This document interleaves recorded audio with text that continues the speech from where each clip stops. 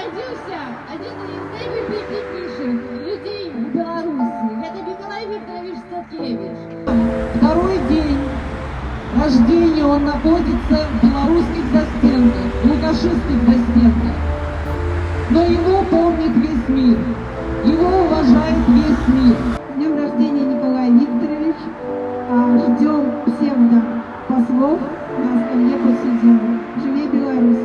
Протест заглохнет, когда диктатор сдохнет.